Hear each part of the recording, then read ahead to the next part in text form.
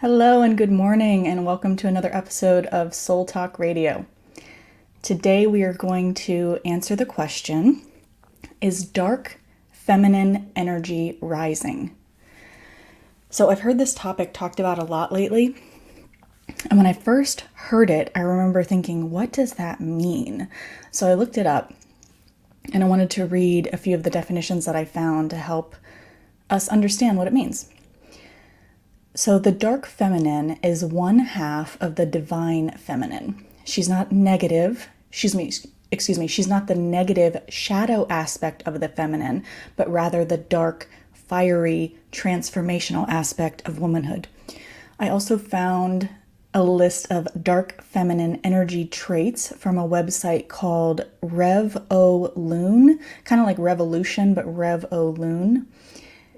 And the article is entitled How to Embrace Dark Feminine Energy and Unleash Your Power. And so it lists some of the dark feminine energy traits, which are passionate, creative, authentic, fearless, powerful, magnetic, fierce, and transformational.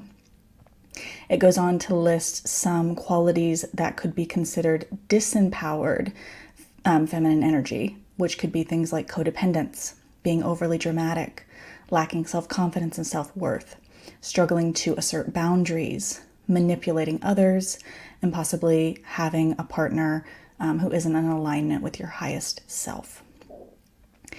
So instead of calling it the dark feminine, after reading some of this, I'm like, that should be referred to as the healed feminine, should be another way to describe that. And I absolutely believe that we're heading into an era where you're seeing more females step into their power and realize their worth and not settle for less. And it is beautiful to witness. We are awakening. I think that not only women, but our society is going through a mass awakening, a mass healing. And you see it everywhere you look. And we're awakening to so many different things. We're awakening to, corruption. We're awakening to our feminine power, how poorly people have been treated, just oppression, just so many things. And, one of the biggest shifts that I've seen lately is women realizing their worth. And, however many months ago that Roe v. Wade was overturned and we're getting our rights taken away. I see it even more now. I see women are pissed. We're pissed. And so we're fighting back. We're rising up. We're taking a stand.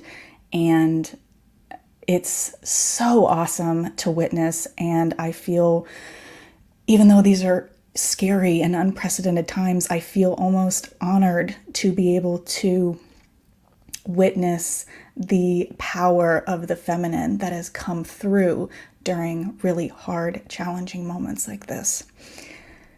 So I was talking to a friend the other day, and she's also single. And, we were talking about whether or not we even wanted a partner. I've gotten to a place in my life at the beginning of the pandemic.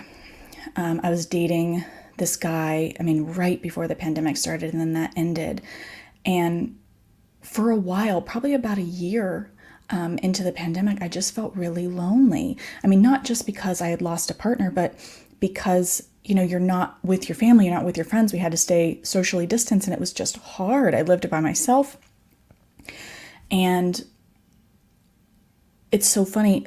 It's been 3 years, and now I feel empowered to be single. I don't feel lonely. I rarely feel lonely. It's taken me a while to get to that place where I've always enjoyed my own company, but I truly do enjoy my own company, and I have time for my own hobbies and my own enjoyments and following my dreams, following my passions. And in this conversation with my friend, I started telling her, we started going into very in-depth detail about how sometimes, and maybe you can relate to this, when you have a cis-het male partner, very often they're looking for a handful of things, such as They want a mommy, they want a nurse, they want a maid, they want to cook, they want somebody to, and that's about it. Not all of them, not all men, but most of them, unfortunately. And they don't seem to, like, I just start to notice a theme, right? They don't seem to want to get to know us, get to know women sometimes. Again, not everyone. On an intellectual level, they don't oftentimes seem to care about our hopes and our dreams and our interests, and we're done with it. We've gotten to a point where we're like, grow, evolve, heal, like we're doing, or we're done.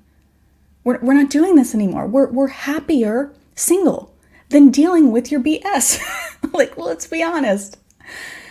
And so I read a study the other day that said by 2030, they're predicting that over 40% of women will be single and childless by choice. By 2030. There's already a rise of it. And there was a huge rise in divorces during the pandemic, as we all know. One of a different friend got a divorce during the pandemic, and this conversation just came to mind. When we were texting and she told me that she was getting a divorce, at first I said, I'm so sorry. It seems to be like the automatic response when somebody's getting a divorce. I'm so sorry that's happening to you. And she was like, I'm not. And I wrote back and I said, you know what? Funny that we say I'm sorry when sometimes we should congratulate on having the strength to get out of that marriage, because I don't know any happy marriage that ended in divorce. And we both had a laugh, like, that's so true. We should be congratulating women on taking their power back and having the strength to leave very difficult situations sometimes. And again, we're seeing a lot of this lately. Women are stepping into their power, if you want to call that dark feminine energy or healed feminine energy, whatever it is. It's really beautiful to be in this time and space and be able to witness it. Another thing I want to talk about is there was a study done that women, single, unmarried women without children, are the happiest subset of people. The happiest right below that are single women with children. And you would assume, I mean, we're programmed our entire life to assume that like marriage is what you want and kids are what you want. The most unhappy group of people are, unfortunately, this makes me really sad, married women with children. And then you want to ask yourself, why is that? It's because, and these women, wrote into this study that I was talking about, and women were explaining why they feel that way. It's because they said a lot of times when they're married and they have a cis-het male husband, a lot of times they feel like they just have an older child living with them. It's an additional child to take care of because their partner doesn't put in equal effort. They aren't an equal partner. So they're having more dishes to do, more laundry to do, that sort of thing. There's another study that I read that said that single women with children do less housework than married women with children, which is crazy. You would think it would be the opposite because you have a partner there to help you. But no, a lot of times, not all men, but a lot of times, men just don't put in the equal effort. They're not an equal partner. And women are fed up. And when they are single with children, they're doing less housework because they're just taking care of them and their children, not some, another, sometimes adult baby that we don't want to take care of. And women are realizing that, oftentimes, even with full-time jobs, we're still in this, what they call traditional gender roles, which is bullshit, if I'm being honest, where it's like the women have to take care of the household, but yet we all work full-time jobs. This has to shift. It has to shift. And I started thinking about, how do we shift it? How do we create that change? Obviously, with women rising up, stepping into their power and showing their partners, listen, if you don't change, I'm leaving, I'm out of here because I'm happier by myself. I'm happier single. And I think that that's one way, obviously, that's helping to change, because I do see men slowly changing and slowly starting to get it, like, oh, okay. Another thing is obviously teaching our sons everything that you would be teaching your daughters. That's still kind of taboo a little bit. Like when you're teaching your daughters how to cook, your son should be right there too, learning how to cook.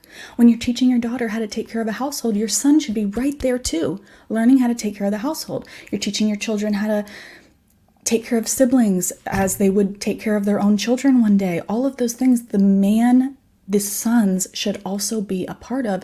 And a lot of times they weren't, And I'm not like, how do I put this?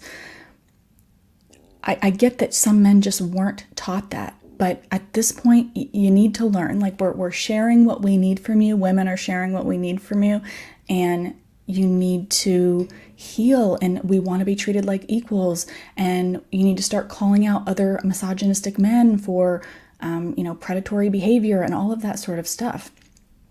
And again, I am seeing more and more of this as women speak up and really start talking about what we're doing right now on this podcast, about what we need and what we want from our cis-het partners, the more change is going to take place. So answering the question again, is dark feminine energy rising? I absolutely believe it is. But again, I would better classify it as our healed feminine energy is rising.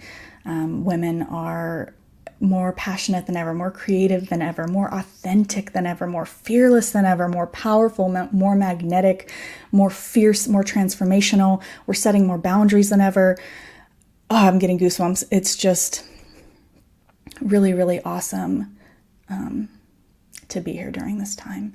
And we see our worth now, and we're not ever going back to before. So we have come to the end of today's episode, and I thank you so much for joining me today. As you know, I'm also a mindfulness and anxiety coach. If you're interested in a session with me, please visit my website for more information, meganshirey.com. Please like, share, and subscribe if you enjoyed this episode.